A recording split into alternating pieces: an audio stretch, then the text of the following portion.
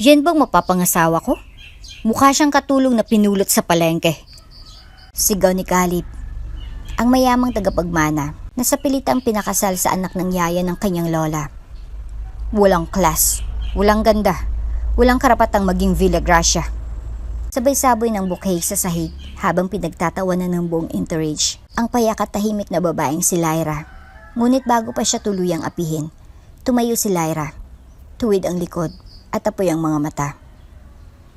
Hindi ako pinipilit sa kasalang to, pero tandaan mo, pag akong minahal ng lola mo, ako ng boss mo. Kung bago ka pa lang sa channel neto, ibang kwento ni Ate Jane, istorya mo, ikwento ko. Huwag kalimutang pindutin ang notification bell at subscribe button. Hindi mo pa man alam ang ibig sabihin ng salitang pag-ibig, anak. Minakalaan ng kapalaran para sa'yo. Iyon ang huling bulong ni Lola Meding kay Lyra bago siya pumanaw. Isang pamamaalam na puno ng misteryo. Noon, iniisip lang ni Lyra na guni-guni yun ng isang matandang malapit na sa hangganan ng buhay. Pero hindi niya alam, ang mga salitang iyon ay sisira sa katahimikan ng kanyang mundo. Bago pa siya isilang, may kasunduan ng binuo sa pagitan ng kanyang lolo, si Mang Renato, isang tagapagsilbi ngunit may dangal, at ni Don Hilario Villagracia, ang mayamang patriarka ng kilalang angkan, isang pangakong hindi isinulat sa papel kundi isinilihan ng pagkakaibigan, utang na loob at isang matandang prinsipyo. Ang pamilya ko at pamilya mo kailangang magdugtong. Kaya't kahit wala ng dalawang matanda, nanatiling buhay ang kasunduan, nagsisindi ng apoy sa mga kalansay ng nakaraan. Si Lyra, ngayon ay dalagang tahimik ngunit matapang, ay lumaki sa ilalim ng pangangalaga ng kanyang tiyahing si Ramona, isang babaeng striktang parang bakal kung magbitaw ng salita. At tila may galit sa mundo. Araw-araw ay tinuruan siyang maging presentable, hindi dahil mahal siya ng tiyahin, kundi dahil siya raw ay magiging asawa ng isang Villagracia. Hindi ito usapang biro, Lyra. Mariing wika ni Ramona habang inaayos ang makalumang alahas sa leeg ng pamangkin. Ang pangakong ito ay karangalan, hindi obligasyon. Hindi lahat nabibigyan ng pagkakataong maging bahagi ng Villagracia. Pero hindi ko naman siya kilala, tiya. Mahina ngunit matatag na sagot ni Lyra. At minsan, hindi ko to pinangarap. Hindi mo na kailangang mangarap. Pinangarap na yan para sa'yo ng mga taong mas marunong kaysa sa'yo. Sa mismong araw na iyon, dumating mula sa ibang bansa ang lalaking sinasabi nilang kapalaran niya, si Caleb Villagracia, apo ni Don Hilario, isang lalaking matangkad, mukhang modelo, edukado, may sariling kumpanya sa Singapore, at higit sa lahat, mayabang. Ang kalangitan ng Santorini ay tila isang obra maestrang, pinintahan ng Diyos, bughaw na walang kapantay at puting mga gusaling nakadikit sa mga bangin ng kasaysayan. Dito, sa paraisong ito, dinala si Lyra hindi upang magbakasyon, kundi upang ikadena sa sarili sa isang lalaking hindi siya minahal. Ang tagpo ay isang pangarap para sa marami, isang engagement party sa isang cliffside villa. May live orchestra, mamahaling alak, at damit na inarkila pa mula Paris. Ngunit para kay Lyra, para siyang nilalakad sa altar ng sariling pagkalunod. Sa gitna ng crowd, na may champagne sa kamay, lumabas siya na parang isang nilikhang pilit pinapakinang. Suot niyang isang off-shoulder na gown na putit ginto. Ngunit wala roong kumpiyansa, nakayuko siya, hindi sa hiya, kundi sa bigat ng sitwasyon. At doon siya unang nakita ni Caleb Villagracia. Nakatayo ito sa dulo ng veranda, hawak ang baso ng alak, habang pinagmamasdan siya na para bang isang joke. Seriously? Bulong ni Caleb, ngunit rinig ng marami. Siya ba? Siyang ipapakasal sa akin? Parang bumigat ang hangin. Ang mga bisita ay napatingin kay Lyra, habang si Caleb ay tuluyang lumapit. Yan bang mapapangasawa ko? Mukha siyang katulong na pinulot sa palengke. Sabay tapon ng bouquet sa sahig. Parang may sumabog na bubog sa dibdib ni Lyra. Ngunit sa halip na lumuha, tinapakan niya ang pride niya, pinutol ang bouquet at tumayo ng tuwid sa harap ni Caleb. Hindi ako narito para paligayahin ka, Caleb. Mariin niyang sambit. Pero tandaan mo, kapag akong minahal ng pamilya mo, lalo na ng lola mo, ako nang magiging boss mo. Napuno ng katahimikan ng paligid, maging ang tunog ng violin ay parang nahulog sa bangin ng tensyon. Ang mga mata ni Caleb ay tila nagtangkang sukatin si Lyra. Ngunit hindi niya mabasa ang tapang ng babae sa harap niya. Isang tapang na hindi nasusukat sa ganda o sa lapi, kundi sa dignidad. Kinabukasan, sa isang maliit ngunit marangyang simbahan sa gilid ng bangin, idinaos ang kasal.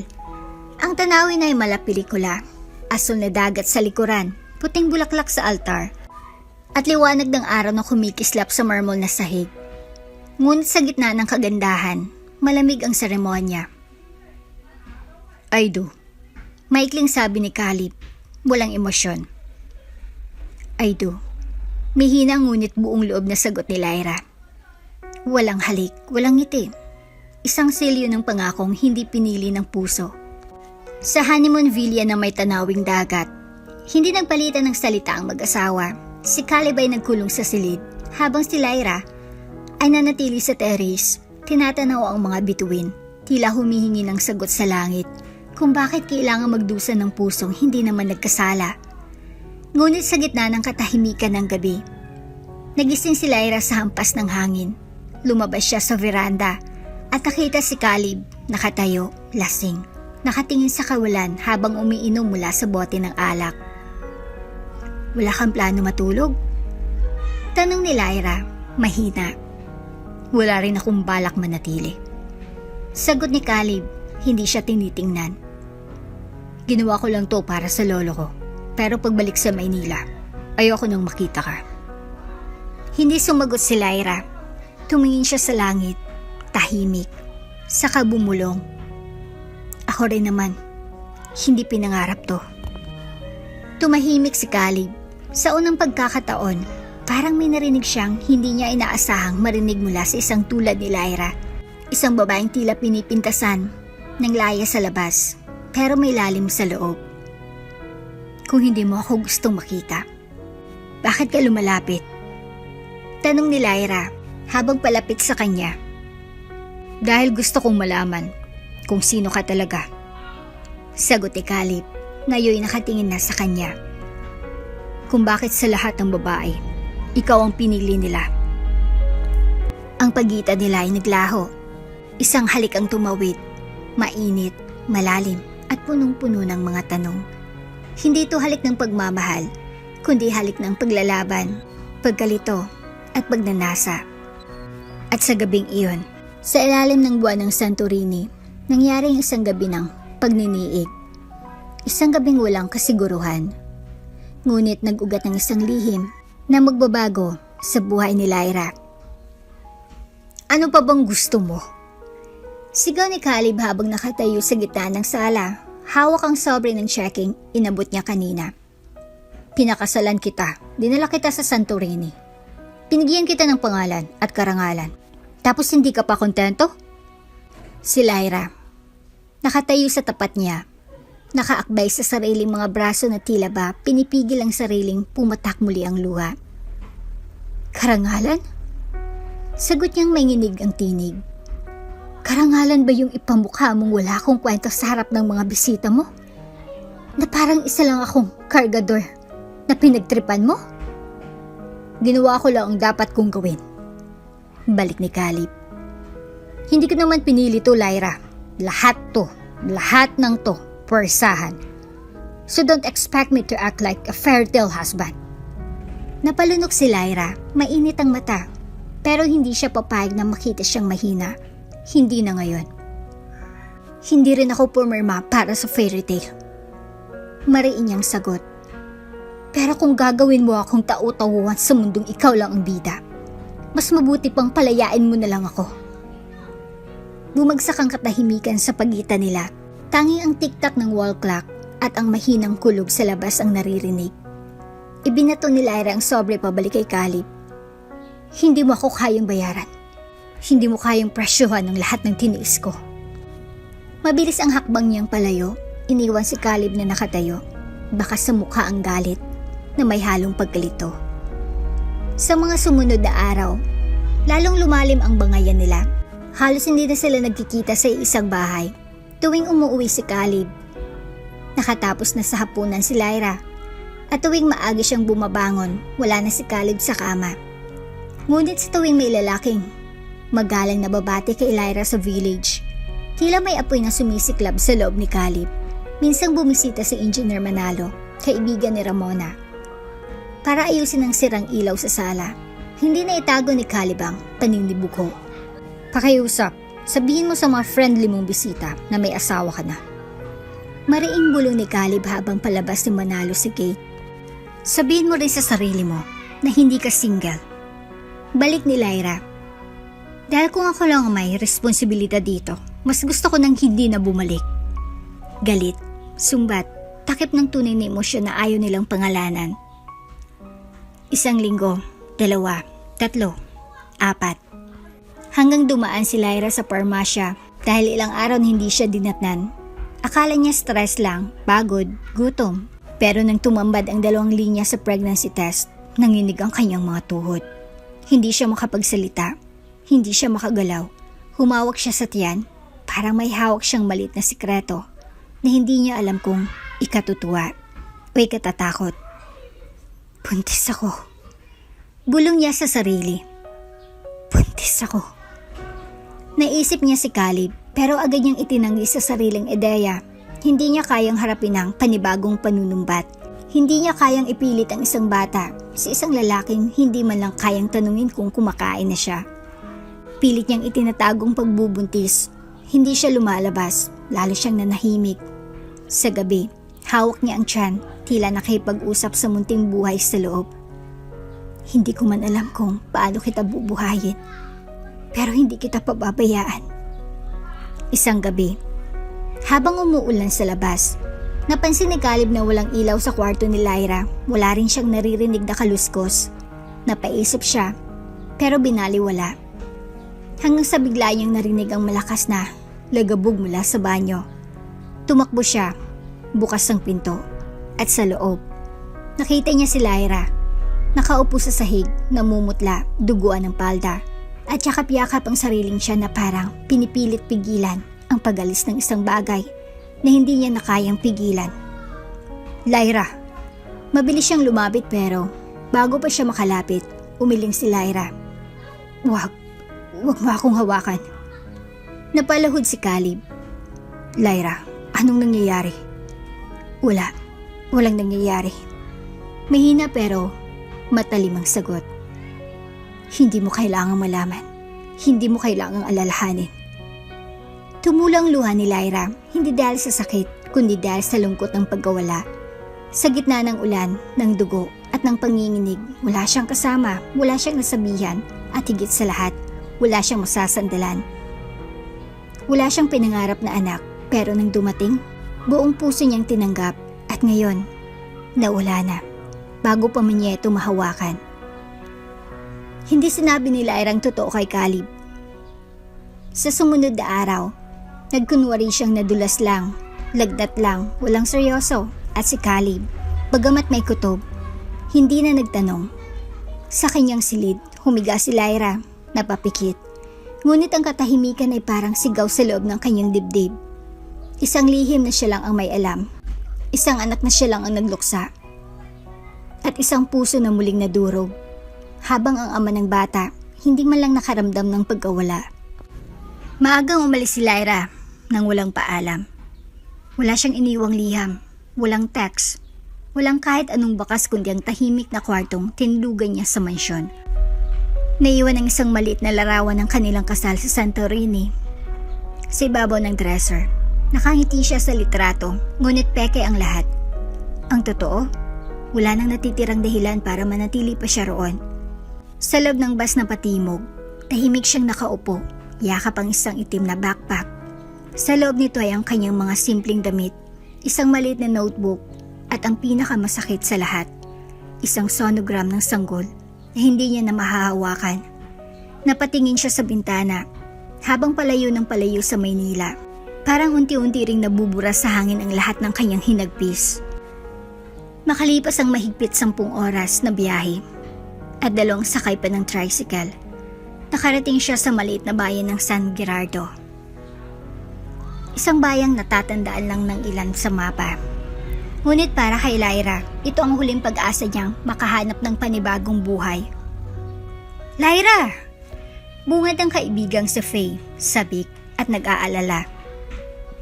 "Anong nangyari sa'yo? Bakit ang payat mo?" Hindi agad nakasagot si Lyra. Sa halip, napaiyak na lang siya. Isang tahimik na iyak na parang sumabog ang lahat ng pinipigilan niya sa Maynila. Faye hugged her tight. "Tara sa loob. Wala kang dapat ipaliwanag. Basta dito, ligtas ka." Dumaan ang mga araw sa piling ni Faye at unti-unting natutong huminga ulit si Lyra. Tinulungan siya nitong magtinda ng gulay sa palengke. Isang mundong simple, puno ng amoy ng isda, murang tawaran, at halakhak ng mga tinderang walang pakialam sa status mo sa buhay. "Mars, mukhang taga Maynila," sabi ng isang masayang tindera. "Pero ang ganda mong ngumiti ah." "Ngayon lang ulit yan," sagot ni Faye sabay kindat kay Lyra. Sa likod ng mga ngiting iyon, may sugat pa ring naghihilom. May mga gabing nagigising si Lyra, hawak ang tiyan, at iniisip kung paano sana kung nabuhay ang kanyang anak. Iniisip din niya kung hahanapin ba siya ni Caleb. Pero sa bawat pagdaan ng araw na wala itong mensahe, tawag, o kahit anong bakas, mas tumitibay ang paniniwala niyang hindi ito maghahanap. Dahil kailan ba ito tunay na nagtanong kung kumusta siya? Sa simpleng bahay ni Faye, natutong muling tumawa si Lyra. Naglalabas sila sa ilog, nagsisigawan habang nagsisigang ng isda sa likod ng bahay. At minsan ay tumatambay sa plaza para lang manood ng masabik sa TikTok ang mga kabataan. Ang dating tahimik at laging seryosong si Lyra, ngayon natuto nang ngumiti kahit may pasapas sa puso. Isang araw habang naglalakad pa uwi, nadaanan nila ang isang simbahan kung saan may binyag. Tahimik lang si Lyra habang pinagmamasdan ng sanggol na binabasbasan. Ang mga magulang nito'y tuwang-tuwa, habang ang pare pinupunasan ng tubig ang noo ng bata. Napapikit siya, pumikit ng mahigpit. Baka siya na yon, kung nabuhay siya. Bulong niya sa sarili. Sa palengke, dumami ang nakakakilala kay Lyra bilang partner ni Faye. May mga parokyanong dumadaan araw-araw para lang bumili ng repolyo sa kanya. May mga batang tumatakbo sa pwesto nila tuwing hapon para humingi ng yelo o tirang tinapay. Hindi man perpekto, pero dito niya natagpuan ang bagong pamilya na hindi nanlait sa kanya. Hindi siya tiningnan mula ulo hanggang paa. Dito siya hindi asawa ni Caleb. Hindi anak ng yaya, kundi si Lyra, ang masipag, mabait, at palaban. Isang gabi, habang umuulan at naglalabas si Lyra sa ilalim ng bubong ng balkonahe, lumapit si Faye hawak ang 2 tasa ng mainit na chocolate. "Okay ka na ba talaga?" tanong nito. Lyra paused, tumitig sa tasa, humigop. "Mas okay na ako ngayon, pero hindi pa buo." Si Caleb. Hindi agad sumagot si Lyra. "Hindi ko alam kung mahal ko siya. Hindi ko rin alam kung kaya ko siyang patawarin. Pero isa lang ang alam ko, mas pinili kong alagaan ang sarili ko kaysa hintayin pa siyang makita ang halaga ko." Tahimik si Faye, saka yumakap. At kung dumating ang araw na hinanap ka niya, baka mahuli na siya, baka ako, hindi na kailangan siya. Ngunit sa loob ng puso ni Lyra, alam niyang kahit pilit niyang binubura ang nakaraan, may bahagi ng kaluluwa niya ang hindi kailanman makakalimot. Hindi sa lalaking nagpasakit, kundi sa batang muntik ng maging buhay. Isang alaala ng gabing iyon sa Santorini, na walang pangako pero may iniwang sugat. At sa piling ng katahimikan ng San Gerardo, kasama ng mga apoy ng prinitong isda, pawis ng palengke at halakak ng mga bagong kaibigan, unti-unti siyang bumangon. Hindi pa tapos ang laban, ngunit marunong na siyang lumaban, hindi para sa iba, kundi para sa sarili. 5 years later. 5 taon mula nang iwan ni Lyra ang Maynila, ang kasal, ang apelyado ng isang lalaking kailanmay, hindi siya pinili. 5 taon na mula nang masdan niya ang kanyang sariling dugo sa malamig na sahig ng banyo, kasama ng munting bahay na hindi na umabot sa liwanag ng mundo.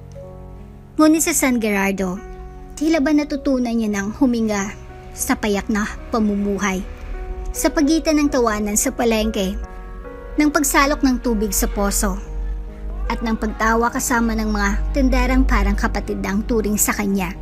Unti-unti siyang naging buo, o halos. Isang umaga ng tag-init, habang inaayos ni Lyra ang mga talbos ng kamote sa kanyang pwesto sa palengke, isang lalaking may maamong mukha ang lumapit. Buhat ang isang malaking kahon ng saging. "Miss, saan po pwedeng magbaba ng ganito?" Tanong nito, pawisan at nakangiti. "Dito lang sa likod, sa tabi ng bayong." Sagot niya. Hindi agad tumingin, ngunit nang makita niya ang lalaki, natigilan siya sandali. Hindi dahil gwapo ito, kundi dahil ang ngiti nito ay hindi pilit, hindi pang display, tunay, mainit. "Thomas nga pala." Pakilala ng lalaki habang inaayos ang mga saging. "Bagong lipat lang sa barangay. Nag-angkat ba ako ng prutas? Baka pwedeng dito muna ako magtinda." Hindi sumagot si Lyra agad. Tinitigan lang niya ang lalaki. Tila sinusuri kung ito ba'y isa na namang tipo ni Caleb. Ngunit sa kilos nito, walang yabang, wala ring paghuhusga. At higit sa lahat, hindi ito natakot sa pagiging tahimik niya. "Faye ang lumapit sa akin." Dagdag ni Thomas. "Sabi niya dito raw ako lumapit para siguradong hindi ako maloloko." Napangiti si Lyra. Sa unang pagkakataon sa umagang iyon, kung kay Faye ka galing, edi welcome ka. At doon nagsimula ang tahimik na pagkakaibigan ni Lyra at Thomas. Sa mga sumunod na buwan, naging kaagapay ni Thomas si Lyra sa araw-araw. Kasama siyang nagbubuhat ng paninda, minsan ay naghatid sa bahay, at kadalasan ay nagpapatuwa sa mga simpleng kwento. "Alam mo bang, noong bata ako, muntik na akong makagat ng kambing dahil inaghawan ako ng tinapay?" Kwento nito habang nagtatanggal ng balat ng lanzones. "Di ko alam kung dapat kong ikatuwa o ikahiyayan." Natatawang sagot ni Lyra. Ngunit sa kabila ng halakhakan, may bahagi ng puso ni Lyra na tahimik pa rin dumadaing. Sa tuwing makakakita siya ng batang babae na umiiyak, naaalala niya ang anak na hindi niya na nakita. Sa bawat baby shower ng kapitbahay, nagpapalusot siya ng dahilan para hindi umattend. At tuwing napapansin ni Thomas ang pagiging tahimik niya, siya'y tatahimik na lang din, marunong umintindi, hindi nangungulit. Isang gabing payapa, habang magharap silang kumakain ng ginataang kalabasa sa kubo ni Faye, biglang nagsalita si Thomas. "Alam mo Lyra, napansin ko lang, parang buo ka na, parang may piraso kang hindi na bumalik." Hindi siya sumagot, hinayaan niyang magpatuloy ito. "Hindi mo kailangang sabihin kung ano yon. Gusto ko lang malaman mo. Kahit anong kulang pa sa'yo, hindi ka kailanman naging mas mababa sa paningin ko." Tumigil ang kutsara ni Lyra sa gitna ng hapag, nanatili siyang tahimik, pero sa sulok ng kanyang mata, may namuong luha. Hindi niya sinabing totoo, hindi niya binuksan ang kahon ng nakaraan, ngunit sa titig ni Thomas, naramdaman niyang may isang taong handang mahalin kahit ang sirang bahagi niya. Sa paglipas ng mga taon, naging natural na bahagi ng araw-araw ni Thomas. Tinanggap na rin ito ng mga tindera, ng mga kapitbahay, at pati ng mga bata sa palengke. Pero sa puso ni Lyra, maingat siyang bumuo ng pader. Hindi dahil takot siyang magbahal, kundi dahil takot siyang saktan, umawalan muli. Kada taon, sa eksaktong araw ng pagkawala ng kanyang anak, umaalis si Lyra ng maaga. Pumupunta siya sa isang liblib na kapilya sa itaas ng burol. Doon siya nagsisindi ng kandila para sa isang sanggol na hindi man niya nakita, ay minahal niya ng buo. "Kung buhay ka ngayon, 5 taong gulang ka na." Bulong niya sa hangin. "Sana marunong ka nang magbilang." Sana marunong ka rin gumiti. Sa mga panahong iyon, walang sinuman ang kasama ni Lyra, ni Faye, ni Thomas, ni sinuman dahil ang sakit na iyon ay kanya, tanging sa kanya. Ngunit sa bawat pagluha niya sa loob ng kapilya, unti-unti ring nababawasan ang bigat sa kanyang dibdib. Hindi ito ganap na nawala, ngunit natutunan niyang dalhin ito, parang peklat sa balat, andyan, kita, pero hindi na kasing hapdi. Minsang inabot siya ng ulan habang pauwi galing kapilya. Sumalubong si Thomas na may dalang payong. Hindi siya tinanong kung saan galing, hindi rin siya sinita. Tinabihan lang siya sa ilalim ng ulan. At kahit kailan, aniya, hindi mo na kailangang maglakad mag-isa. Hindi siya sumagot pero sa pusong minsang gumuho. Ay may liwanag na muling kumikislap.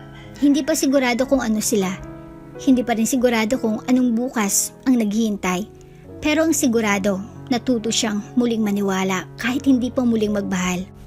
5 taon ang lumipas mula nang tuluyang mawala si Lyra sa buhay ni Caleb.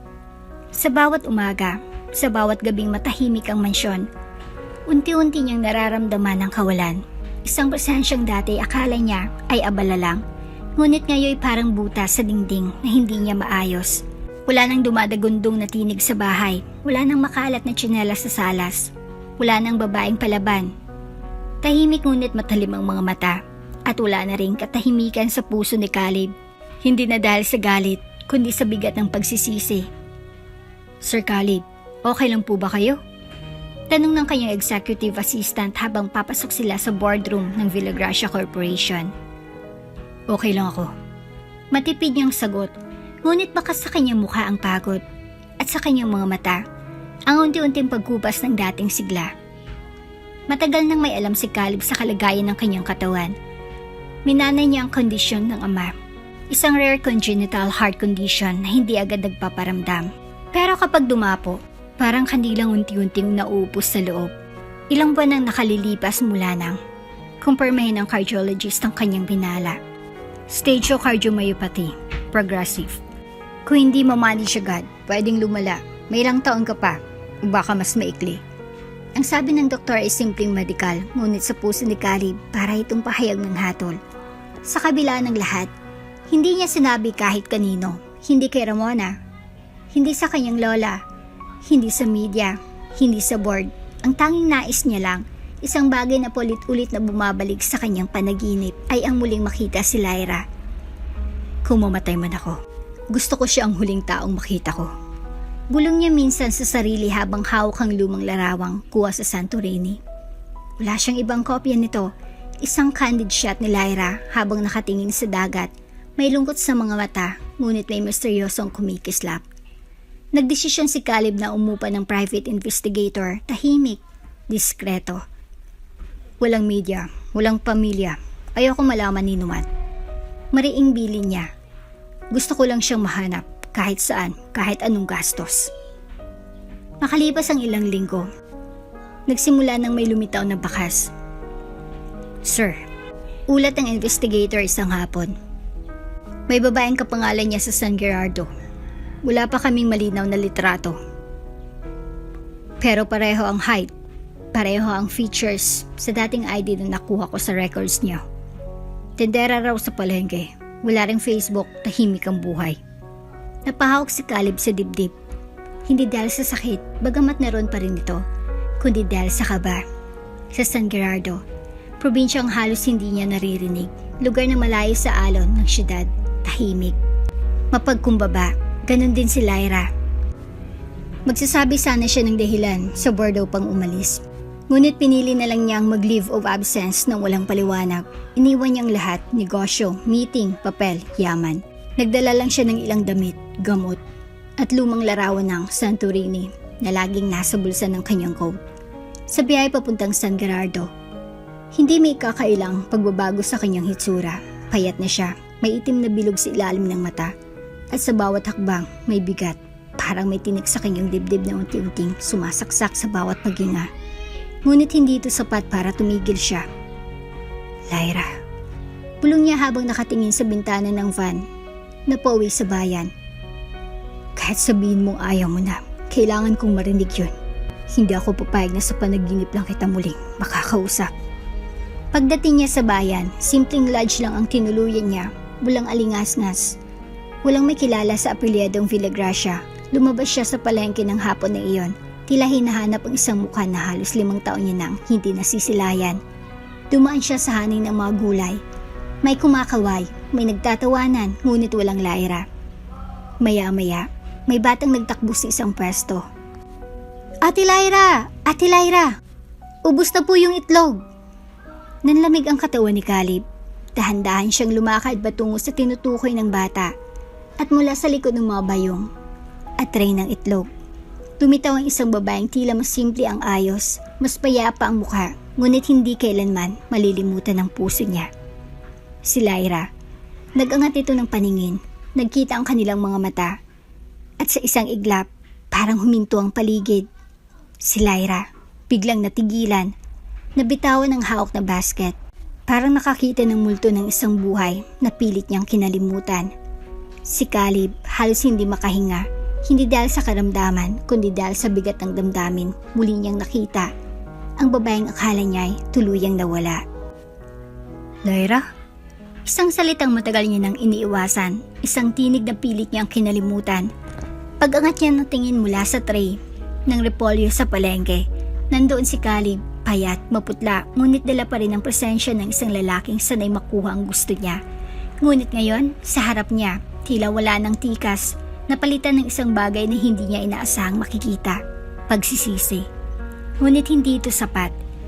Sa isang iglap, umatras si Lyra, mabilis. Parang naalimpungatan mula sa isang bangungot na matagal niya nang pilit kinalimutan. Tumalikod siya at tumakbo papasok sa eskinita ng palengke.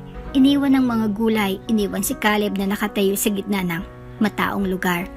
Litong-lito, basang-basa sa init ng araw, at bigong makahabol. Kinagabihan, tahimik si Lara habang tinatanggal ang alikabok sa kanyang mga paninda sa likod bahay. Anong balita? Tanong ni Faye. Naupo sa tabi niya, may dalang tsaa. Bumalik siya.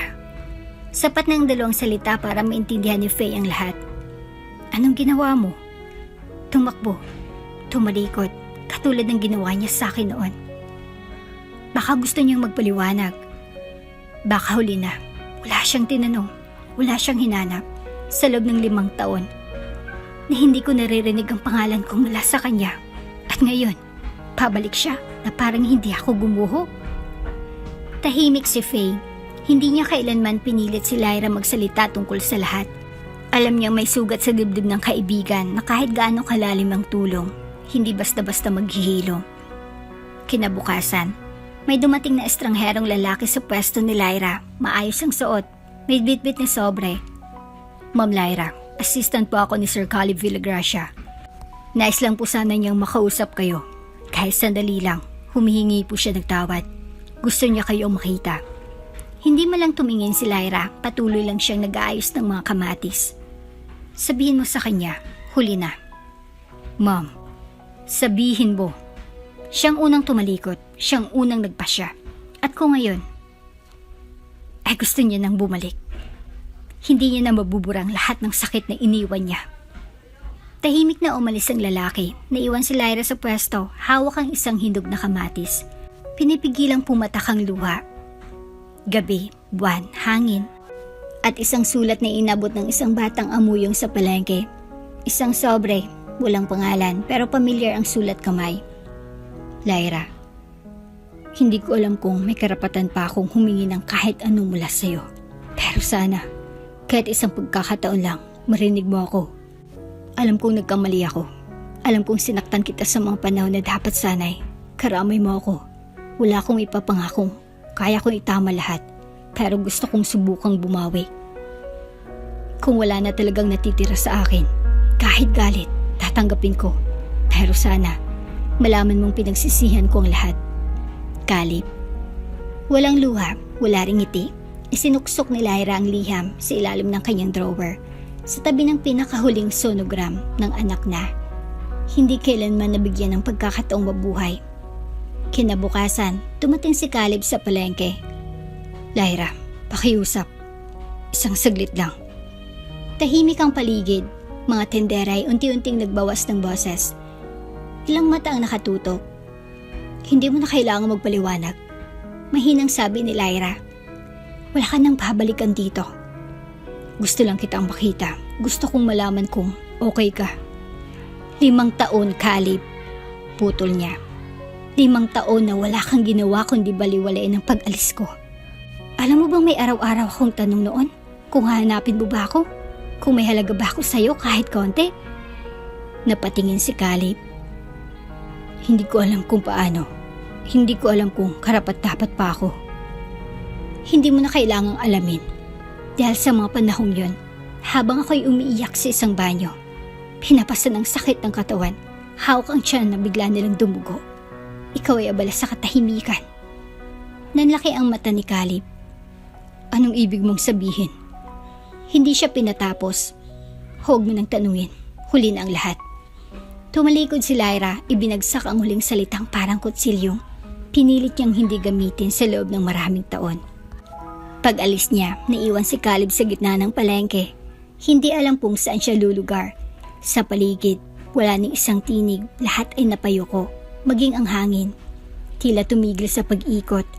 At sa unang pagkakataon, nalasahan niyang sakit na iniwan ng katahimikan, isang dagok na hindi pisikal, isang paniningil na hindi kailangan ng salita. Maagang dumating si Lyra sa palengke. Inayos niya ang mga paninda, tiniklop ang tolda, at sinalubong ang araw na tila ba isang bagong simula. Ngunit sa dibdib niya may banayad na kaba dahil ilang araw nang hindi nagpakita si Caleb. Akala niya tapos na. Akala niya tapos na rin ito. Hanggang isang umaga habang abala siya sa pagtanggap ng sukli mula sa isang suki, biglang napahinto ang mga tao sa paligid. Napansin niya unti-unting tumahimik ang palengke. May mga tendera na napatingin sa dulo ng bangketa.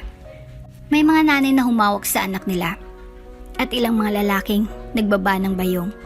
Paglingon niya, andun si Caleb, nakatayo sa gitna ng kalsada, suot ang simpleng polo, ngunit ang presensya niya ay muling nagdala ng bagyo sa pusong pinilit niya ng patahimikin.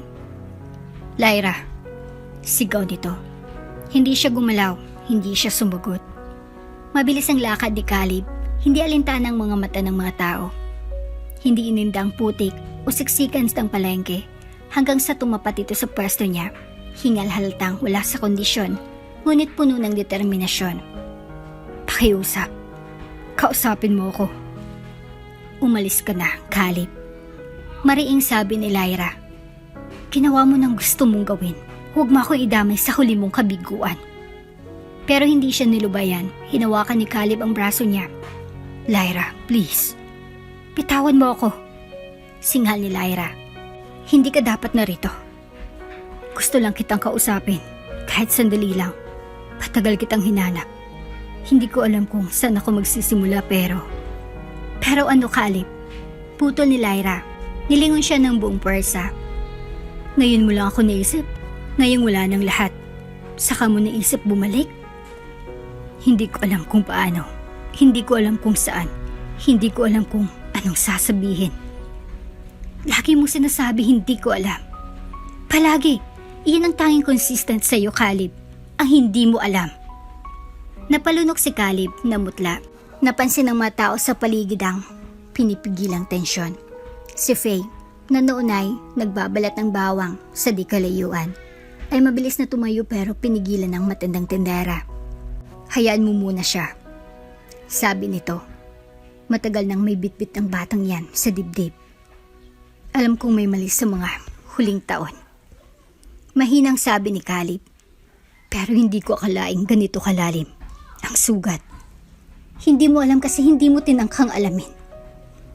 Humigpit ang hawak ni Lyra sa sarili niyang braso. Caleb, habang buo pa akong nilalapastangan mo sa salita, ako'y tahimik. Pero ngayon, wala nang natitira. Yung bahagi ko na maaring bumalik pa sa'yo, matagal nang nawala. Pero Lyra, alam mo ba kung gaano kahirap ang iwanan? Sabay tingin niya sa kanya, diretso, matalim.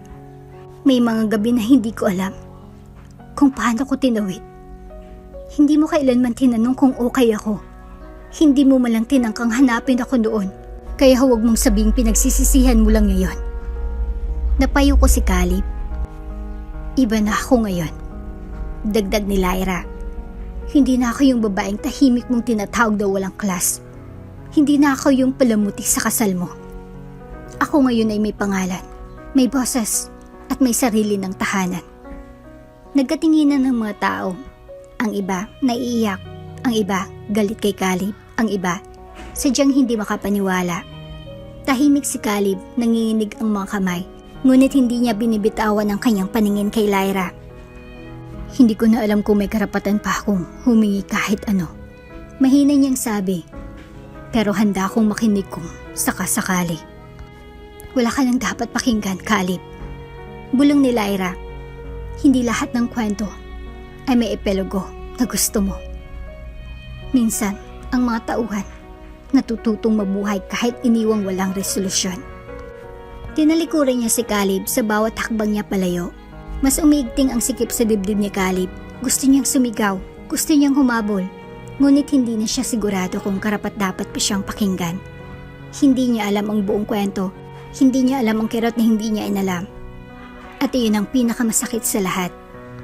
Ilang araw nang lumipas mula ng tahasang tanggihan ni Lyra si Caleb sa harap ng maraming tao. Akala ng lahat, iyon ang wakas. Na sa wakas, bumitaw ng lalaking minsan niyang minahal at nasaktan. Ngunit nagkamali sila. Isang umagang abala nag-aayos ng paninda si Lyra. Muling namutla ang isa sa mga tindera. Ay, ayun na naman siya. Napalingon si Faye. Sino? Sino pa? Yung ex-asawa ni Lyra. Mula sa dulo ng palengke, muli na namang sumulpot si Caleb. Suot ang simpleng t-shirt, ngunit dala pa rin ang presensya ng isang lalaking sanay sa kontrol. Ngunit ngayon, iba ng titig nito. Hindi mapagmataas, kundi mapagbantay. Hindi ito lumapit kay Lyra agad. Sa halip, tumayo ito sa tapat ng pwesto ni Thomas. Good morning. Ako nga pala si Thomas. Bati ni Thomas habang nag-aayos ng mga bayabas. May kailangan po ba kayo? Saglit siyang tinitigan ni Caleb bago sumagot. Ikaw si Thomas? Opo. Kaibigan ka ni Lyra? Ngumiti si Thomas, bahagyang inilagay ang kamay sa baywang. Kaibigan, kapartner, at kung minsan, tagapagtanggol. Hindi sumagot si Caleb, ngunit ang pagsiklab ng ngit-ngit sa kanyang dibdib ay hindi niya na maitago. Hindi man diretsahang sinasabi, ramdam niyang may malalim ng koneksyon si Thomas at Lyra, at iyon ang ayaw niyang tanggapin. Makalipas ang ilang minuto, lumapit si Caleb kay Lyra na noon ay abala sa pagtimbang ng gulay.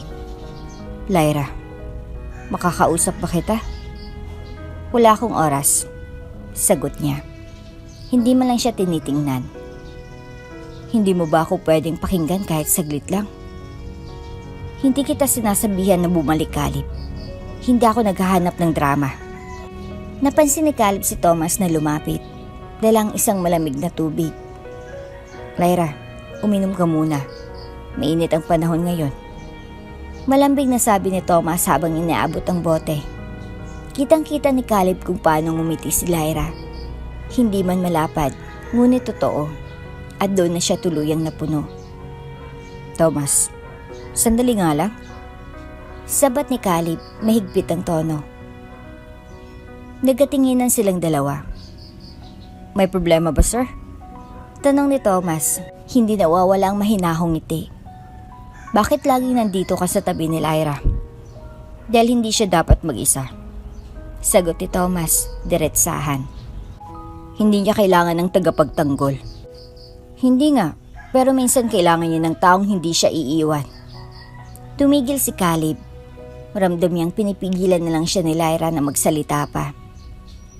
Caleb, singit ni Lyra. Umalis ka na. Hindi mo kailangang bantayan ang bawat kilos ko. Hindi ba ako may karapatang malaman kung sinong palaging kasama ng asawa ko?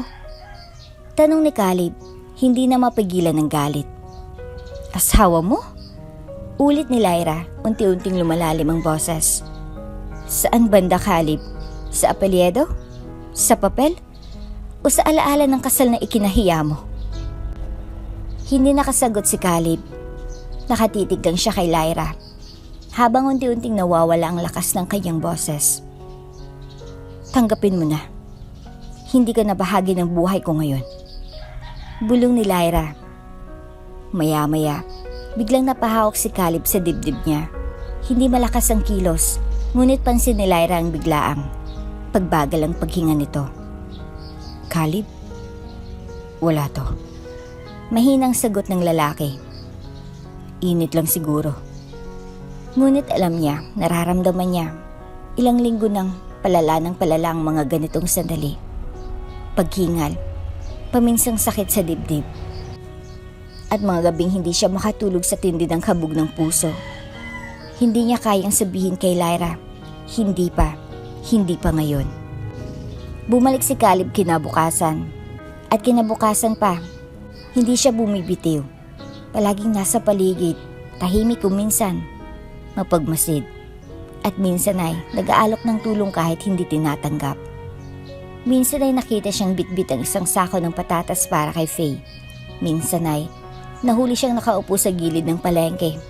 Tahimik na pinapanood si Lyra mula sa malayo. Hindi ito ang Caleb na kilala nila noon.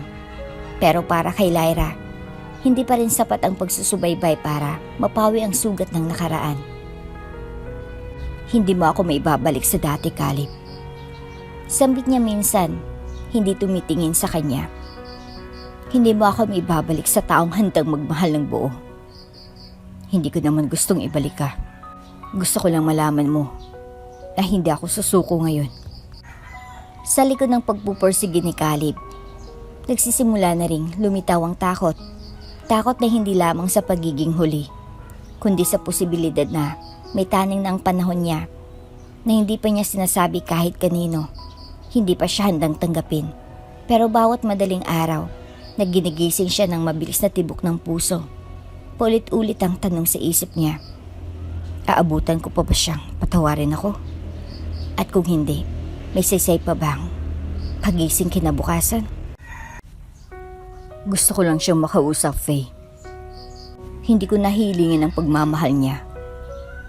Gusto ko lang humingi ng tawad, hindi sa salita, kundi sa kilos. Kahit ilang linggo lang, dito sa inyo. Tahimik si Faye habang nakaupo sa mahabang bangkito sa balkonahe. Hawak niyang tasa ng kape. At sa harap niya si Caleb. Huwag mong gawing charity case ang paghingi ng tawad, Caleb. Sagot ni Faye. Hindi simpleng sorry ang kailangan dito. At hindi lang pusong winasak mo, buong pagkatao niya. Alam ko. Bulong ni Caleb. Kaya ako nandito. Gusto kong maramdaman niyang may tao ring handang manatili kahit wala siyang ibalik. Huminga ng malalim si Faye. Sige, pero pag napansin kong nasasaktan na naman siya, ikaw mismo maglalakad paalis. Tumango si Caleb. Oo, Faye. Yun ang huli kong gustong mangyari. Kinagabihan, pagbukas ni Lyra ng pinto, isang pamilyar na boses ang bumati sa kanya mula sa loob. Good evening. Napapitlag siya. Pagpasok niya sa sala, nandun si Caleb. Nakaupo sa maliit na sopa, hawak ang basang tuwalya sa batok. Suot ang isang sando at shorts at nakatingin sa kanya na tila batang nahuli sa paninilip. Anong ginagawa mo rito? Tanong ni Lyra, nanginginig ang boses. Pansamantala akong pinatuloy ni Faye. Hindi para guluhin ka, kundi para... Ngumiti siya, payak at walang yabang.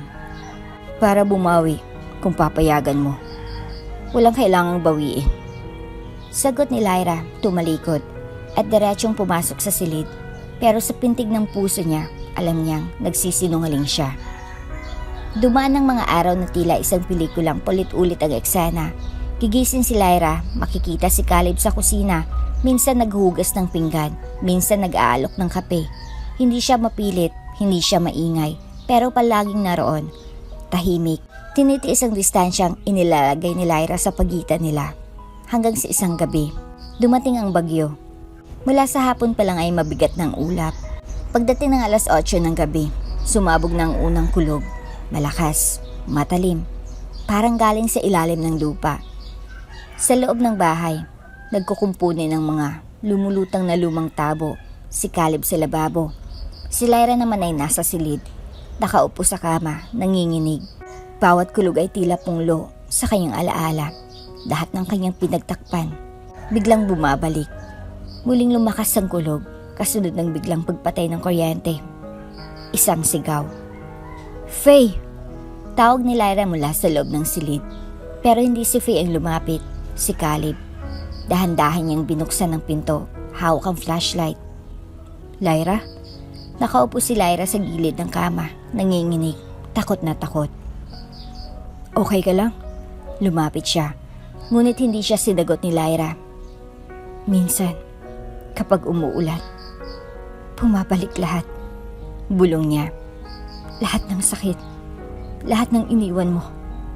Hindi siya umiyak, pero ang boses niya ay punong-puno ng luha. "Lyra." Lumuhod si Caleb sa harap niya. "Hindi ko kayang baguhin ang nakaraan, pero nandito ako ngayon. Handang hawakan ang kamay mo kung papayag ka." Isang matinding kulog ang muling dumagundong. Napapitlag si Lyra. At sa kabila ng lahat ng pader sa puso niya, sa kabila ng galit at sakit, pinili niyang dumungaw sa init na inaalok sa kanya. Niyakap siya ni Caleb, hindi bilang asawa, hindi bilang dating minamahal, kundi bilang isang taong handang yakapin ang basag mong puso, kahit hindi pa niya alam kung gaano ito kabasag.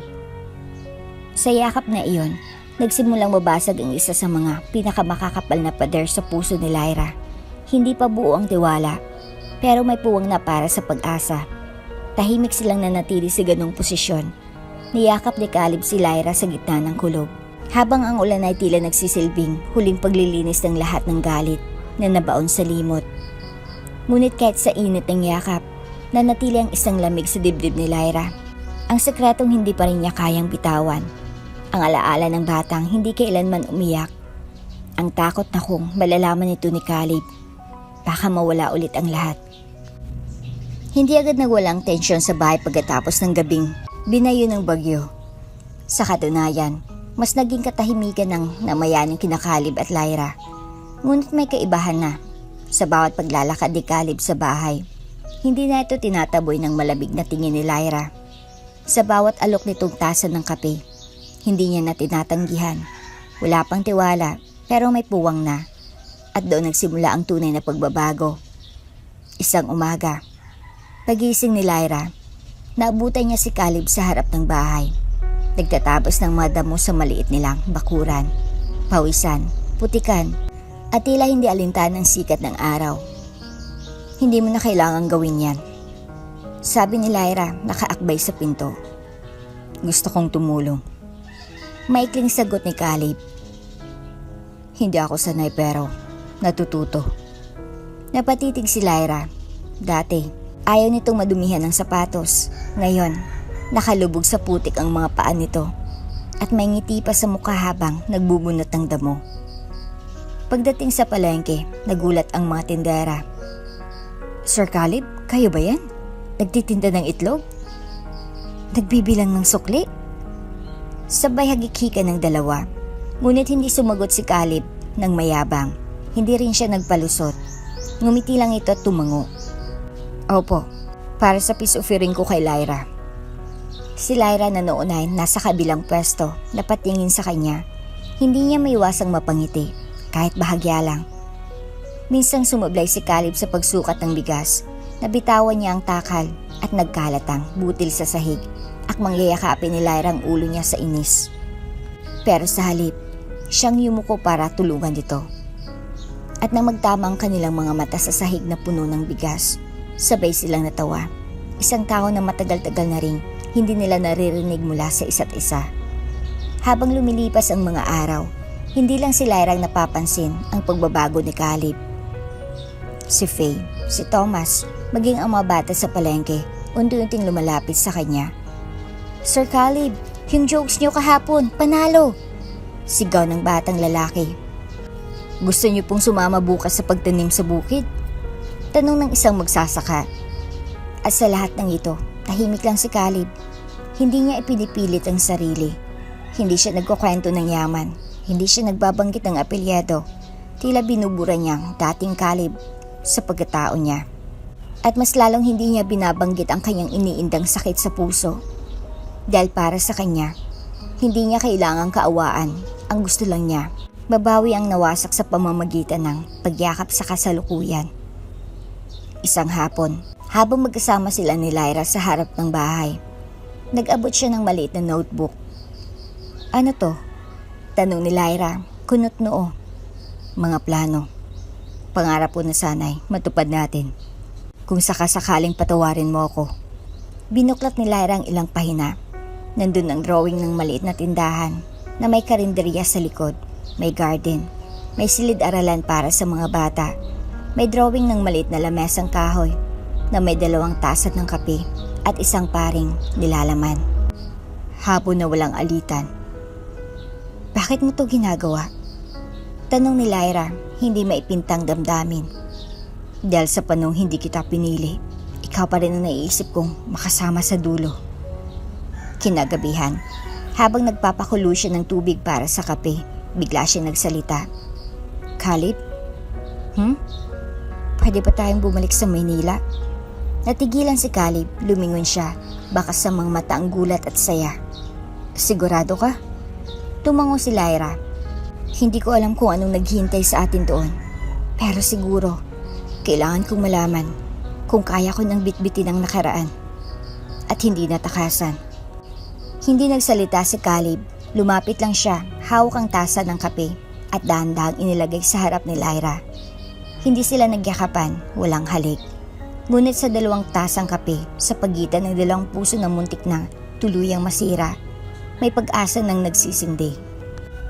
Mula sa amoy ng bagong ani at huni ng manok sa probinsya, bumalik na sina Lyra at Caleb sa Maynila. Hindi bilang mag-asawang ipinilit ng kasunduan, kundi bilang 2 taong nagpasyang muling kilalanin ng isa't isa. Tahimik ang simula sa loob ng malaking condo unit ni Caleb. Hindi pa rin sila sabay kumakain, ngunit ang bawat pagbukas ng ilaw, ang pagtimpla ng kape, ang simpleng pag-abot ng remote, lahat ng iyon ay unti-unting naging pahiwatig na hindi na nila kailangan ng pader sa pagitan nila.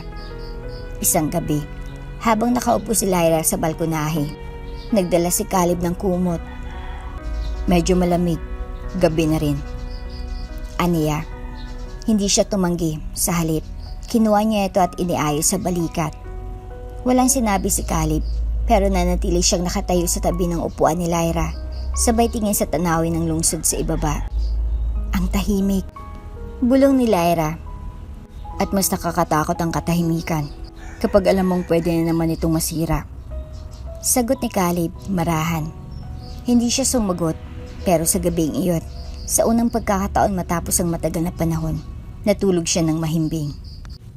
Makalipas ang ilang linggo, sa gitna ng bagong ritmo ng kanilang pamumuhay, nagsimula silang pag-usapan ng posibilidad ng muling pagsisimula. Gusto ko sana, sabi ni Caleb isang umaga habang nag-aalmusal sila. Kung papayag ka, magkaroon tayo ng pamilya. Napahinto si Lyra, dahan-dahang inilapag ang kutsara. Hindi niya agad nasagot. Wala tayong kailangang madaliin, dagdag ni Caleb. Pero kung sakaling dumating ang tamang panahon, gusto kong malaman mo, handa ako. Handa akong maging ama. May ngiti sa labi ni Lyra, ngunit sa loob-loob niya, may bagyong muling sumisiklab. May bigat sa dibdib na matagal nang kinikimkim. Isang lihim na patuloy niyang kinakatakutan. Makalipas ang ilang araw, habang naglalakad siya pauwi galing sa community outreach na sinalihan niya, napadaan siya sa Ubigay Clinic na minsan na rin niyang binalikan noon. Tumigil siya sa harap ng pinto. Huminga ng malalim at sa isang iglap pumasok siya. Hindi na siya kailangan pang tanungin ng receptionist. Kilala pa siya ng doktor. Mabilis ang konsultasyon, mas mabilis ang pagyuko ng ulo ng doktor nang matapos ang ilang pagsusuri. Lyra, malumanay ang titig ng doktora. Dahil sa naging komplikasyon mo noon, may posibilidad na hindi ka na makabuo ulit. Nanigas ang katawan ni Lyra sa isang iglap. Bumalik ang sahig ng lamig ng banyo. Noong gabing iyon, bumalik ang pakiramdam ng kawalan. Hindi siya umiyak sa harap ng doktor, pero paglabas niya, dumiretso siya sa simbahan at naupo sa pinakalikod na bangko. Panginoon, paano ko sasabihin sa kanya? Hindi agad nakauwi si Lyra. Si Caleb ay tila may kutob, ngunit hindi siya nangulit. Nang gabi ring iyon, umuwi si Lyra, tahimik, walang halakhak, walang kwento. Okay ka lang? Tanong ni Caleb habang inaabot ang baso ng tubig. Tumango lang siya, ngunit ang bigat sa mata niya ay hindi maitago. Kinabukasan, habang inaayos ni Caleb ang ilang dokumento sa bahay, nilapitan siya ni Lyra. Caleb, kailangan nating mag-usap. Agad niyang inihinto ang ginagawa. Umupo si Lyra sa harap niya. Hawak-hawak ang isang maliit na envelope. Hindi niya ito iniabot, sa halip. Tinitigan lang niya si Caleb, diretso sa mata. May komplikasyon ako noon pa. Matagal ko nang alam, pero hindi ko pa kayang sabihin sa'yo. Hindi agad nagsalita si Caleb. Mahalaga kasi sa akin na buo pa ako. Kapag sinabi ko sa iyong totoo, baka isipin mong wasak na ako. Lyra, hindi ko na kayang magkaanak, Caleb. Halos hindi na mapigil ang luha niya. Hindi ko na kayang ibigay sa iyo ang pamilyang gusto mo. Tahimik si Caleb, matagal. Nakasandal lang siya sa upuan, hawak ang baso ng tubig. Hanggang sa dahan-dahan siyang tumayo, nilapitan si Lyra, lumuhod, at hinawakan ang mga kamay nito. Wala akong sinabing gusto kong magkaanak para lang maramdaman kong buo tayo. Gusto kong magkaanak dahil gusto kong lumago ang pagmamahal natin. Pero kung ang buhay tayo lang, sapat na yun. Pero Caleb, walang pero Lyra. Mariin niyang sambit, mahal kita.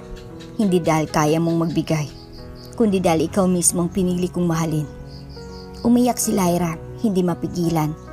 Hindi dahil sa lungkot, kundi dahil sa bigat ng pagbitaw ng isang takot na matagal niya nang pasan. At sa gitna ng sala, sa pagitan ng basag na pangarap at buo nilang pag-asang muli, niyakap siya ni Caleb.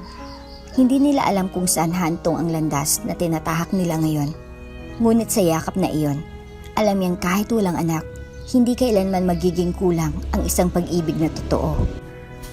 Isang umaga ng linggo, habang nag-aalmusal sina Caleb at Lyra sa maliit na veranda ng kanilang kondo, biglang tumunog ang doorbell. Nagkatinginan sila, hindi sila umaasang may bisita. Pagbukas ni Caleb ng pinto, naroon sina Faye at Thomas. Bitbit ang dalawang bayong ng pagkain at isang basket ng prutas. Surprise! Bati ni Faye sa bayakap kay Lyra.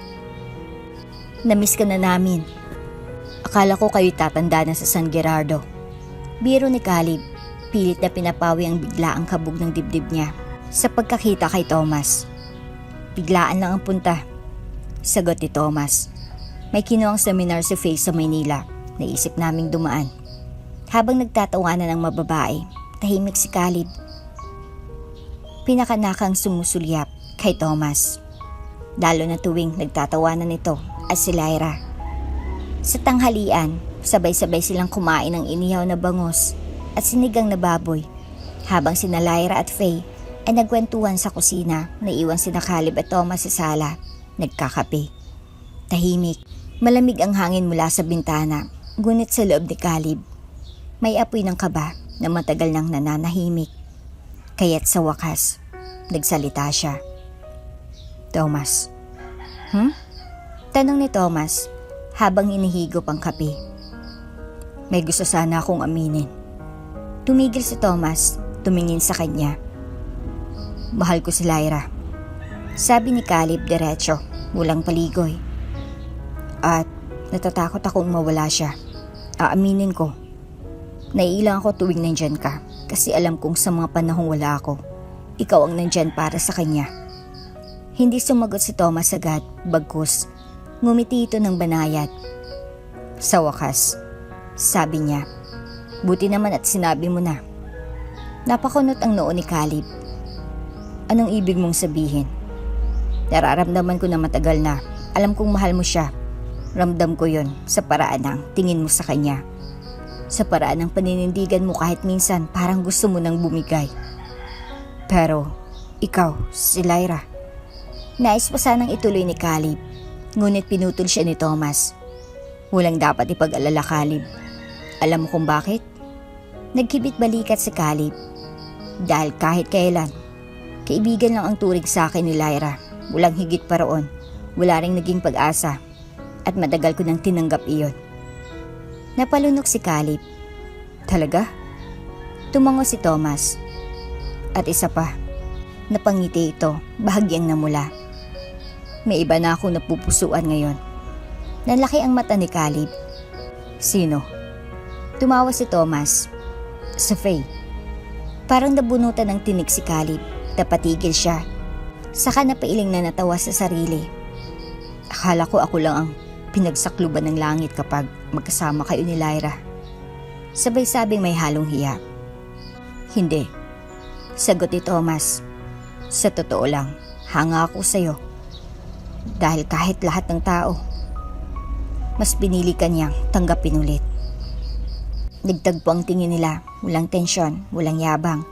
Isang respeto sa pagitan ng dalawang lalaking parehong dumaan sa mundong pinasok ng isang babaeng naghilom ng sugat sa katahimikan.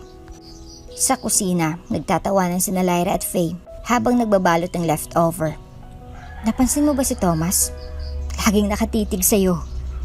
Biro ni Lyra. Tumigil ka nga. Sabay kurot ni Faye sa braso niya. Ikaw kayang dapat kiligin. Iba na si Caleb ngayon, aminin mo. Tahimik si Lyra. Tumango. Oo, bulong niya. Iba na siya. At unti-unti, bumabalik ang tibok. Pag-uwi ni na Faye at Thomas kinahapunan, sabay silang inihatid ni Lyra at Caleb sa ibaba ng gusali. Doon, bago sumakay ng taxi si Thomas, lumapit siya kay Caleb at tinampik ito sa balikat. Alagaan mo siya, Caleb. Hindi lahat nabibigyan ng pangalawang pagkakataon. Tumango si Caleb. Salamat. Pag-akyat nilang muli sa unit, tahimik si Lyra habang inaayos ang tasa ng kape sa kusina. Lumapit si Caleb, humawak sa bewang niya mula sa likod. Bakit ganyan ang ngiti mo? Tanong ni Lyra. Wala na akong tinik sa dibdib. Bulong ni Caleb. Ngumiti si Lyra. Wala na ring pangamba sa puso ko. At sa sandaling iyon, tila isang piraso ng langit ang bumaba sa pagitan nila. Wala pang seremonyas, wala pang pangakong binigkas, pero sa mga mata nilang nagkatinginan, malinaw na. Ang dati nilang nasirang tahanan, unti-unti nang nabubuo muli. Tahimik ang gabi sa Manila. Sa loob ng sala, isang envelope ang hawak ni Lyra. Ang envelope na matagal niya nang tinago, kasabay ng lihim na bumigat sa kanyang puso sa loob ng maraming taon. Caleb. Tawag niya mahina, halos bulong. Nasa kusina si Caleb, ngunit agad siyang lumapit nang marinig ang seryoso niyang tono. Umupo si Caleb sa tabi niya. Anong meron? Hindi siya agad sumagot. Tinitigan lang niya ang envelope, saka ito ibinaba sa mesa. Sa halip na ibigay, nagsimulang magsalita si Lyra. Naalala mo noong gabi na nakita mo akong umiiyak sa CR? Yung gabing pinuntahan mo ako at tinanong kung ayos lang ako? Tumango si Caleb. Oo. Hindi mo ako kinausap noon. Umalis ka rin agad kinabukasan. Napakagat-labi si Lyra. At sa kanya sinabi ang matagal niya nang kinikimkim. Caleb, buntis ako noon. Nanlaki ang mata ni Caleb, nanigas ang kanyang katawan. Tila sinuntok ng hangin ang kanyang dibdib. Buntis? Ulit niya. Tumango si Lyra at sa wakas, tuluyan ang bumagsak ang luha niya. Wala kang alam. Hindi ko sinabi. Natakot ako. Galit ka pa noon. Hindi mo pa rin ako matanggap bilang asawa. Hindi ko alam kung itataboy mo ako o kung maiinis ka sa pagbabalita ko. Kaya pinili kong manahimik. Lyra, nang gabing iyon sa CR, hindi lang ako basta umiiyak. Nawalan ako, Caleb. Nawalan tayo. Natigilan si Caleb, hindi agad umabot sa kanyang ibig sabihin. Nalaglag ang bata, Caleb. Habang naroon ka, habang hawak ko ang tiyan ko, at hawak ang dingding ng banyo para hindi ako matumba, nawala siya. Flashback. Gabing iyon, umiikot ang buong mundo ni Lyra. Habang nakaupo sa tiles ng banyo, dugo, sakit, takot. Tumunog ang katok sa pinto. Lyra, ayos ka lang ba? Boses ni Caleb mula sa labas. Hindi siya sumagot. Hindi siya makapagsalita. Gusto niyang humingi ng tulong. Pero ang lalamunan niya ay tila kinapos. Ayaw niyang makita siyang ganito. Ayaw niyang malaman ni Caleb na sa mismong gabing iyon, may bahagi na siya na tuluyang nawawala. Kaya sa halip na sumigaw, pinili niyang manahimik. Paglabas niya ng CR, nagdagpo ang mga mata nila. Nanginginig siya, pero tinapangan niyang sarili. Okay lang ako. Sambit niya noon, isang malaking kasinungalingan. Bumalik sa kasalukuyan si Lyra, humihikbi. Hindi ko sinabi sa'yo dahil sa gabing iyon. Kahit naroon ka, pakiramdam ko, mag-isa pa rin ako. Napalood si Caleb sa harap niya. Hindi niya maipintang mukha, galit, guilt, kirot, at pagnanais sa sanay, nabawi niya ang mga panahong iyon. Lyra, Diyos ko. Bulong ni Caleb. Sorry. Sana tinanong kita. Sana hindi ko pinabayaan ang pagkakataon. Umiling si Lyra.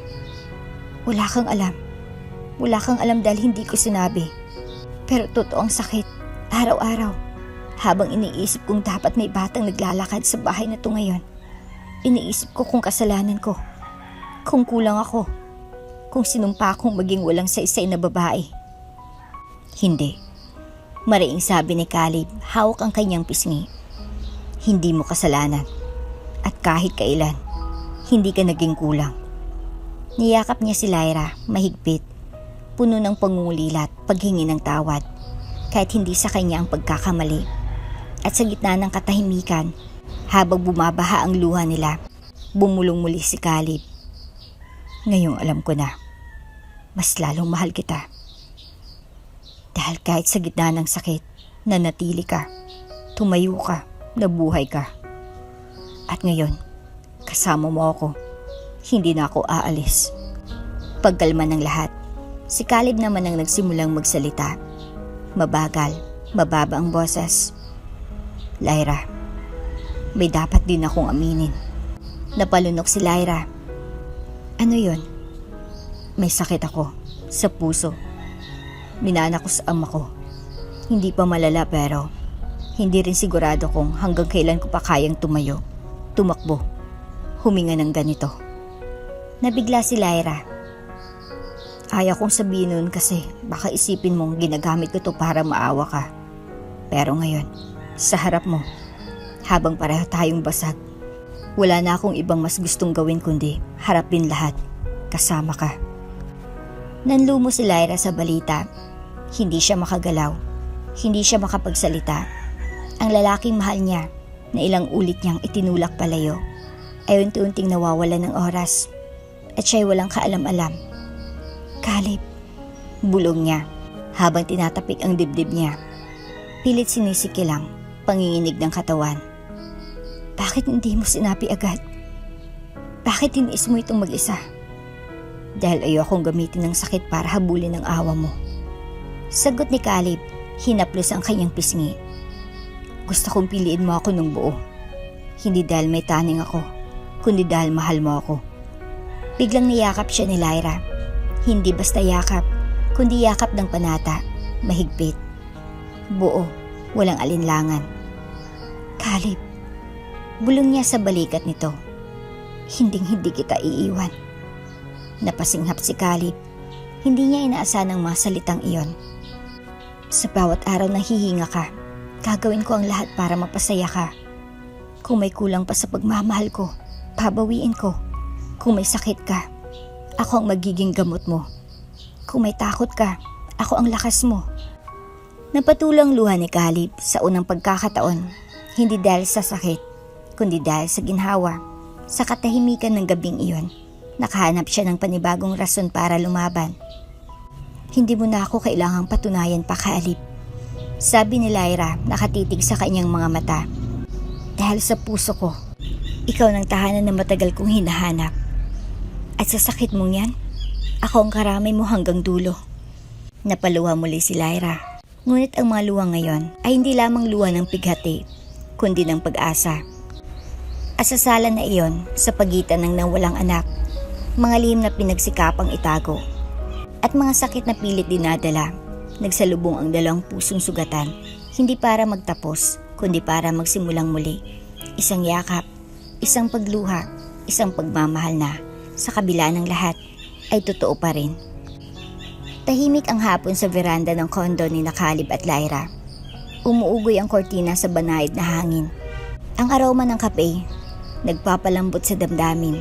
Akala ni Lyra, isa itong pagkaraniwang araw ng kapayapaan hanggang sa marinig ang sunod-sunod na katok sa pinto. Pagbukas niya, nandun si Romana at sa likod nito isang lalaki may hawak na letter folder, si Dandy, ang kanyang mapansamantalang tiyuhin. Magandang hapon, pamangkin. Malamig na bati ni Romana, habang si Dandy ay diretsyong pumasok sa loob na parabang sa kanilang tahanan. Anong ginagawa niyo rito? Tanong ni Lyra, naninikip ang dibdib. Napag-alaman naming nagkabalikan na kayo ni Caleb. Wika ni Dandy, may halong panlilin lang sa tinig. Napapanahon na siguro para pag-usapan ang dapat naming makuwang suporta. Suporta? Nanlaki ang mata ni Lyra. Oo, sabat ni Romana. Sa lahat ng inambag naming pagpapalaki sa iyo, sapat na siguro ang 5 milyong piso para hindi kami manggulo. Nanginig si Lyra. Wala kayong karapatan, wala kayong puso. Lahat pinagdaanan ko, lahat ng hapdit gutom, galing sa inyo. Oy, huwag kang mag-astang biktima. Singit ni Dandy. Kung hindi dahil sa amin, wala kang naabot. Utang mo sa amin ang buhay mo. Ulang utang ang batang sinaktan, pinagbuhatan, at ipinagpalit sa pera. Singhal ni Lyra. Bumunghalit ang tao si Dandy. Aba, lumalaban ka na ngayon. Saan mo ba nakuha yung tapang na yan? Kay Caleb? Bago pa makasagot si Lyra, isang malakas na sampal ang dumapo sa kanyang pisngi. Hindi ito mula kay Romana, kundi kay Dandy mismo. Wala kang kwentang babae. Sigaw nito. Kung hindi mo kami kayang bayaran sa mas mabuting usapan, pwede naman sa pilitan. Ramdam ni Lyra ang kirot sa pisngi, ngunit mas matindi ang kilabot sa loob ng dibdib. Napaatras siya. Nagtangkang tumakbo patungo sa kwarto, ngunit muling hinawakan ni Dandy ang braso niya. Mahigpit, madiin. Bitawan mo ako, sigaw niya. Tumigil ka na, Dandy. Sigaw naman ni Romana, tila natauhan, ngunit hindi na mapigil si Dandy. Lasing sa kapangyarihan at kasakiman. Hindi kita papalagpasin ng basta-basta. Hindi mo kami pwedeng takasan, Lyra. Ngunit bago pa muling manakit si Dandy, isang tinig ang tumama sa hangin, mahina ngunit matalim. Bitawan mo siya. Nasa hallway si Caleb, pawisan, nanginginig. Ngunit nanlilisik ang mga mata, dahan-dahan siyang lumapit. Isang kamay ay nakatukod sa dingding para suportahan ang sarili. Bitawan mo siya. Caleb, sigaw ni Lyra, nangingilid ang luha. Ito na palang prinsipe mo. Ngisi ni Dandy. Mahina na to. Hindi mo na nga kayang lumakad ng diretsyo. Ito pang ipaglalaban ka? Ngunit hindi natinag si Caleb, bagkus itinulak ang sariling pasulong. Wala akong pakialam kung mas malaki ka sa akin, kung mas malakas ka. Pero sa sandaling ito, ako ang lalaking mahal niya. At hindi ako papayag na saktan mo siya, kaya't ikamatay ko pa. Napahinto si Dandy, si Romana ay natahimik. Si Lyra, nanlalambot sa takot at pagkabigla, ay lumapit kay Caleb. Caleb, tama na. Huwag mong pilitin ang sarili mo. Ngunit tinapik ni Caleb ang kamay niya. Hindi mo kailangang ipagtanggol ako, Lyra. Ngayon, ako ang dapat magtanggol sa'yo. Tumalikod siya kay Lyra at hinarap si Dandy. Kung gusto mong makuwang kahit anong halaga mula sa amin, kailangan mo munang dumaan sa akin. Pero tandaan mo to, Dandy, wala kang makukuha. Dahil wala sa bangko ang yaman na binuo namin. Nasa tiwala, nasa pagmamahalan. At yan, hindi mo mabibili. Kapag hindi ka umalis ngayon, tatawag kami ng pulis. Mariing sabi ni Caleb. Napangiti si Dandy, ngunit sa likod ng ngisi niya ay takot na sa mata ng lalaking handang mamatay para sa babaeng mahal niya. Hindi pa to tapos. Sigaw ni Dandy bago tuluyang lumabas, hila-hila si Romana. Nang makalabas sila, biglang napaluhod si Caleb, hawak niyang dibdib. Hinahabol ang hininga. Caleb, Sigaw ni Lyra, agad lumuhod sa tabi niya. Diyos ko, huminga ka mahal. Okay lang ako. Bulong ni Caleb, pinipilit ngumiti. Worth it iyon. Niyakap siya ni Lyra, mahigpit. Buong lakas ang kanyang puso. Hindi ko nahayaang mangyari ulit yun. Hindi ka na masasaktan. Ako nang mag-aalaga sa iyo, Caleb. Ako nang magiging lakas mo. At sa pagkakaupo nila sa sahig ng kanilang tahanan, pawis, luhaan, at hinihingal, naroon ang dalawang pusong buo, kahit sugatan, dalawang taong mas piniling protektahan ng isa't isa kaysa sumuko sa takot. Doon nakita ni Lyra ang lalaking handang mamatay para sa kanya, at sa parehong sandali, napagpasyahan niyang siya naman ngayon ang mabubuhay para kay Caleb. Hindi ba man tuluyang humupa ang sugat sa pisngi ni Lyra? Inayos na ni Caleb ang lahat ng legal na hakbang. Sa tulog ng abogado ng pamilya ng Villagracia, ipinakulog si Dandy sa kasong physical assault, blackmail, at emotional abuse. Mabilis ang naging proseso. May mga lumutang na testigo sa probinsya, mga kapitbahay na dati ring biktima ng pananakit at pananakot ni Dandy. Isa-isang boses ang nagsanib para sa hustisya. Samantalang si Romana tahimik na bumalik mag-isa sa lumang apartment na dati nilang tinutuluyan. Ilang linggo matapos ang insidente, dumating ito sa bahay ni Lyra. Hindi dala ang dating tikas, hindi nakaayos, wala ng makeup, wala na rin kapal ng mukha, kundi isang matandang babaeng bit-bit, ang basang supot ng tinapay, at lahat ng bigat ng kanyang konsensya. Hindi ako magtatagal, bungad ni Ramona. Hindi makatingin ng diretso kay Lyra. Gusto ko lang humingi ng tawad. Tahimik si Lyra. Sa likod niya naroon si Caleb, pero hindi siya sumingit. Hinayaan niyang si Lyra ang humawak sa sarili niyang desisyon. Nagawa ko yun. Hindi dahil gusto kong manakit. Pagpapatuloy ni Ramona. Kung may natira man akong kabutihan sa puso, alam kong kinain yun ni Dandy. At pinilit ko nalang lunukin ang takot ko sa kanya sa tagal ng panahon. Napalunok si Lyra. Ang damdaming akala niyang galit lang. Gayon ay halo-halong awa, pangunawa, at kirot. Mabait ka pa rin, kahit kailan. Sabay abot ni Ramona ng supot ng tinapay. Ito lang ang kaya kong iabot, pero sana, kaya mong patawarin ako, hindi lang bilang tiyahin, hindi lang bilang nakaraan, kundi bilang isang taong pagod na ring mabuhay sa galit. Dahan-dahang lumapit si Lyra, tinanggap ang tinapay, at kasabay nito, ang paumanhin. Tia Ramona, hindi ko malilimutan ang lahat ng ginawa mo, pero naniniwala akong kahit ang mga pusong pinatigas ng sakit, kayang lumambot kung bibigyan ng pagkakataon. Pinapatawad na kita. Ramdam ni Caleb ang pangingilid ng luha ni Ramona. Wala nang nasabi pa kundi, salamat anak. At tuluyang umalis. Ilang buwan nang lumipas. Ang buong paligid ay puno ng puti, pilak at asol. Ang hardin ng isang lumang ancestral mansion ay muling nabuhay sa gitna ng mga bulaklak, violin music, at pag-indak ng hangin. Hindi na itong kasalang puno ng pilitan at panunuya. Ngayon, ito ay kasalang bunga ng matibay na desisyon ng pinanday ng luha at ng pag-ibig na pinili araw-araw. Si Lyra, sa kanyang simple ngunit eleganting gown, ay hindi ng babaeng tinawag na mukhang katulong. Siya ngayon ang babaeng piniling mahalin, hindi dahil sa utos ng mga lolo, kundi dahil siya mismo ang puso ng tahanan. Si Caleb, bagamat hindi pa lubusang malakas, ay tila nagniningning sa altar mula sa harap.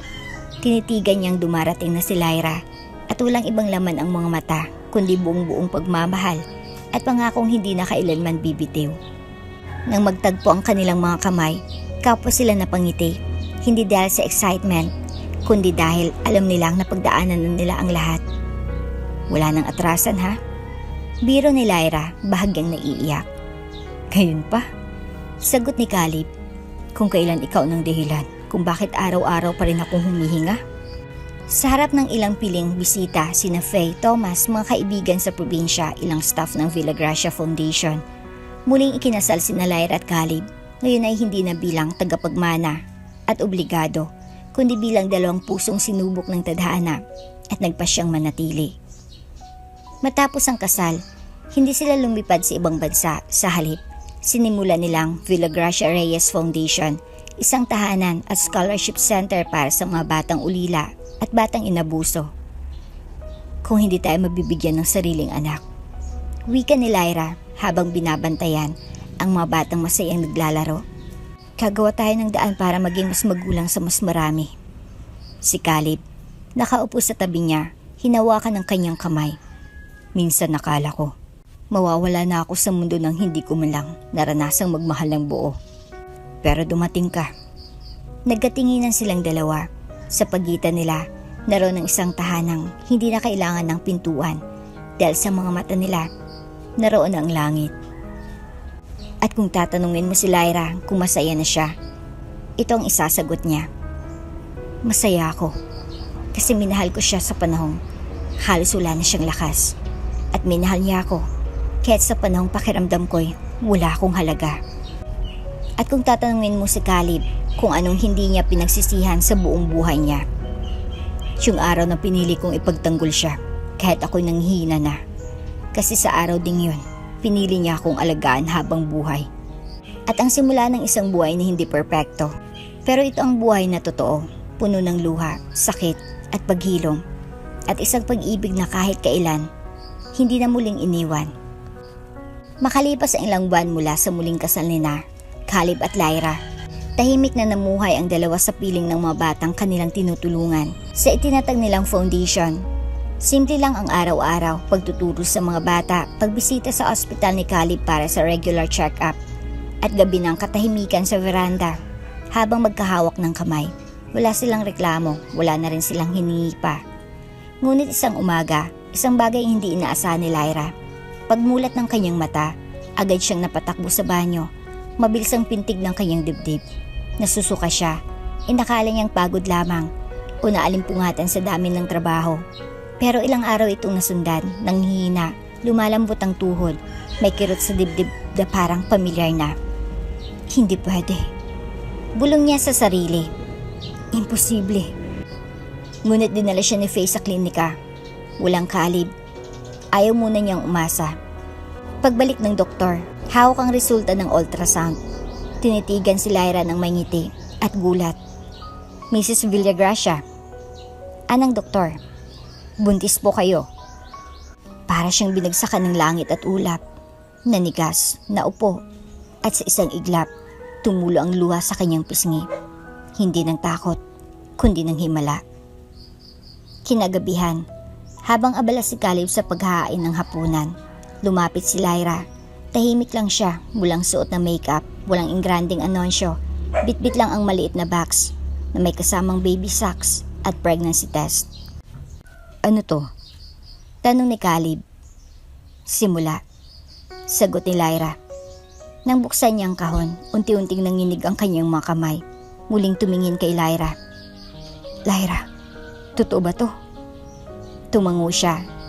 Nangingilid ang luha. Oo, Caleb. Magiging tatay ka na. Nanlambot si Caleb. Mabilis siyang lumapit. Niyakap si Lyra ng buong higpit. Halos hindi siya humihinga. Akala ko, hindi na pwede. Akala ko sapat na yung ikaw at ako. Pero binigay pa rin niya. Binigay niya ang hindi natin hinihingi. Dahil alam niyang kayang-kaya nating pangalagaan ang biyayang to. 9 months later, ang dating tahimik na bahay ay napuno ng iyak. Isang malusog ng batang lalaki na ipinanganak sa madaling araw.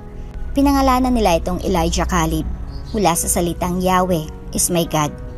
At ang panalangin tinugon sa tamang panahon. Sa ospital, habang hawak ni Caleb ang kanyang anak at nakatingin kay Lyra, hindi na siya nagsalita. Tumulo na lamang ang luha niya. At si Lyra, sa kabila ng pagod, ay ngumiti dahil sa unang pagkakataon, hindi na lamang sila dalawa. 3 na sila. Ang Villagracia Reyes Foundation ay pinalawak. Ngayon, may dagdag na silid. Ang Elijah Wing, isang nursery para sa mga sanggol na iniwan, ngunit hindi kailanman nalimutan ng langit. At sa dulo ng lahat ng pinagdaanan nila, paninira, pagkakahiwalay, pagdadalamhati, kapatawaran. Nahanap nila ang pinakamatamis na gantimpala. Isang pamilya na buo. Isang tahanan na kahit sinubok ng sakit, pinili pa ring tumindig.